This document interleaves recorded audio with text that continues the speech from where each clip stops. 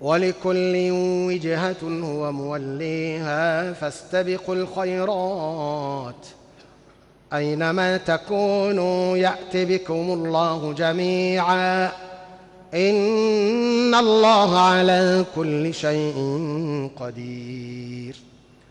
ومن حيث خرجت فول وجهك شطر المسجد الحرام وإنه للحق من ربك وما الله بغافل عما تعملون. ومن حيث خرجت فول وجهك شطر المسجد الحرام وحيث ما كنتم فولوا وجوهكم شطره لئلا يكون للناس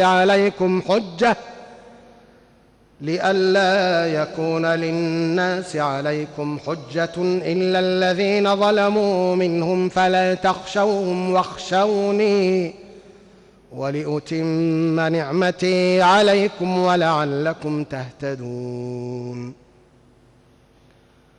كما أرسلنا فيكم رسولا منكم يتلو عليكم آياتنا ويزكيكم ويعلمكم الكتاب والحكمة ويعلمكم ما لم تكونوا تعلمون فاذكروني أذكركم واشكروا لي ولا تكفرون. يا أيها الذين آمنوا استعينوا بالصبر والصلاة إن الله مع الصابرين. ولا تقولوا لمن يقتل في سبيل الله أموات بل أحياء ولكن لا تشعرون.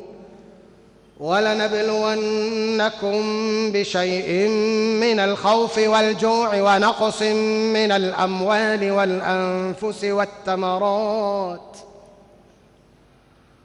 ولنبلونكم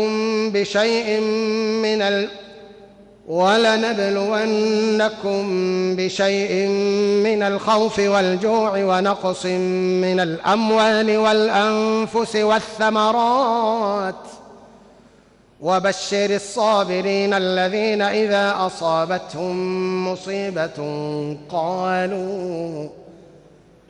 قالوا إنا لله وإنا إليه راجعون. أولئك عليهم صلوات من ربهم ورحمة وأولئك هم المهتدون.